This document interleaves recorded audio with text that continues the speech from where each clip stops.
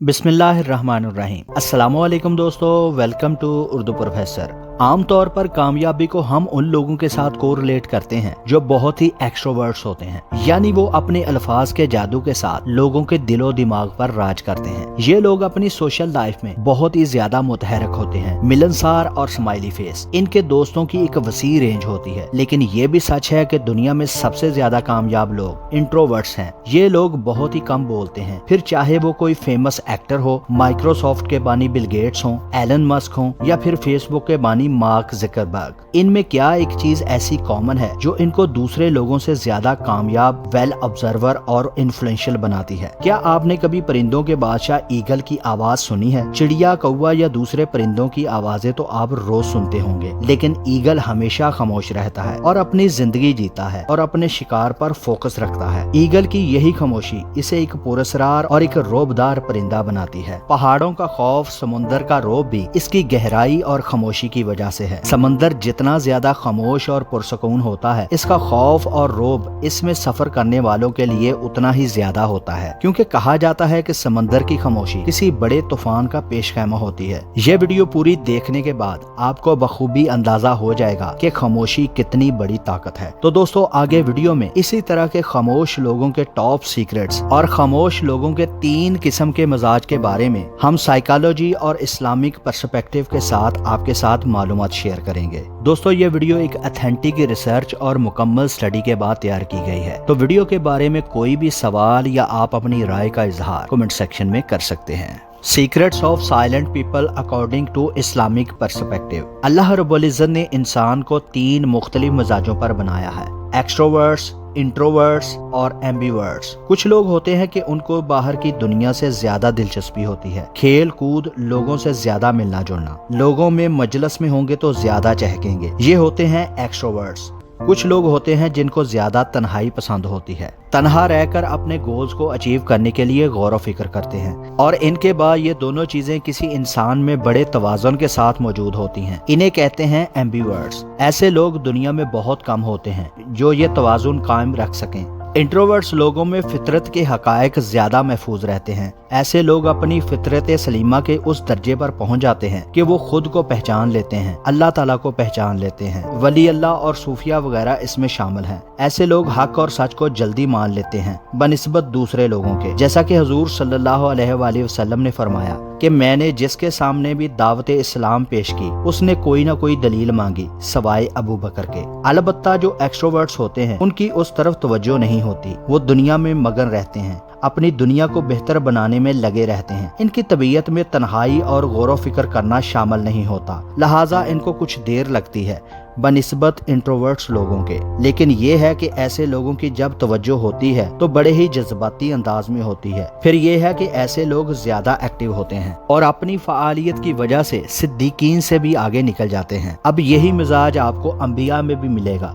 कुछ लोगों का मिजाज शोहदा से मुनासबत रखता है। हजरत मूसा अलैहिस्सलाम जलाली तबीयत के नबी थे। एक शख्स को आपने मुक्का मारा तो वो शख्स मर गया। और हजरत इब्राहीम अलैहिस्सलाम सिद्दीकीन नबी थे, उनका मिजाज सिद्दीकियत के साथ मुनासबत रखता था। तो नबूवत हजरत मूसा अलैहिस्सलाम को भी मिली और हजरत इब्राहीम अलैहिस्सलाम को भी मिली, लेकिन दोनों के मिजाज में फर्क की वजह से एक सदीक नबी हैं और दूसरे रसूल नबी हैं। इसलिए रसूल के लिए लफ्ज जो लगता है वो है शहादत। अल्लाह ताला ने तमाम रसूल शाहद बनाकर भेजे। Secrets of silent people according to psychology. दोस्तों, खामोशी आपको अपने साथ वक्त गुजारने का मौका फराहम करती है। इससे आपका किसी चीज पर फोकस और ऑब्जर्व करने का लेवल इंक्रीज होता है। समटाइम्स कुछ लोग खामोश रहकर कामयाबी की उस मंजिल तक पहुंच जाते हैं जो कुछ लोग शोर मचाकर मेहनत करके भी नहीं पहुंच पाते। Same like Jeff Bezos, Amazon के फाउंडर ने दुनिया का सबसे अमीर आदमी बनने के लिए साइलेंस की पावर को बहुत दफा इस्तेमाल किया।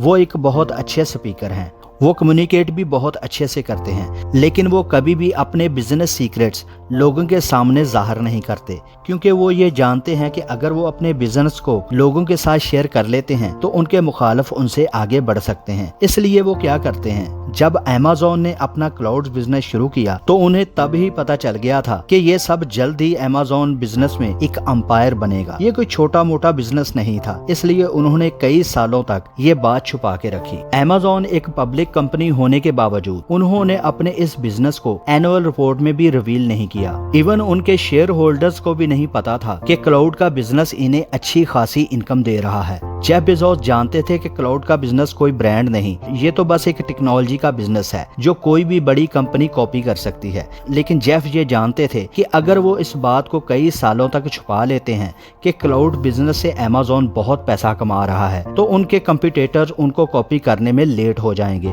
जिसकी वजह से उनको आगे जाने का एडवांटेज ज्यादा होगा और वो उस वक्त तक बहुत ज्यादा मार्केट कैप्चर कर चुके होंगे। और हकीकत में हुआ भी ऐसे ही। जेफ बेजोस 2015 तक खामोश रहे और 2015 के बाद अमेज़न ने अपनी एनुअल रिपोर्ट में ये बता दिया कि उनका क्लाउड का बिजनेस उनको बहुत ज्यादा प्रॉफिट दे रहा है। और इन रिपोर्ट्स को माइक्रोसॉफ्ट और गूगल के ऑफिशियल्स ने पढ़ा तो हैरत में डूबे रह गए कि क्लाउड इतना बड़ा बिजनेस कर रहा है। तो एक साल के बाद गूगल और माइक्रोसॉफ्ट ने भी अपना क्लाउड बिजनेस लॉन्च कर दिया, लेकिन फिर भी ये अमेज़न को बीट नहीं कर पाए। उस वक्त अमेज़न मार्केट का 70% ऑन करता था, जबकि माइक्रोसॉफ्ट 10% पर था और गूगल का सिर्फ 6%। इस बात से आपको चुप रहने की ताकत तो बड़े अच्छे से समझ आ गई होगी। दोस्तों, जेफ बेजोस अगर उस वक्त क्लाउड के बिजनेस को लेके खामोश ना रहते तो शायद आज उनका इतना बड़ा अंपायर ना होता। ये है खामोशी की ताकत। अगला सीक्रेट जो साइलेंट लोगों के पास होता है वो है you know yourself much better, यानी आप अपने आप को बेहतर जानते हो। एक दफा एक आदमी ने गौतम बुद्ध, जो कि बुद्ध मत मजहब के मानने वालों के देवता हैं, उनसे कहा कि मेरे दिल में बहुत से सवाल हैं, आप मुझे इन सवालों के जवाब दें।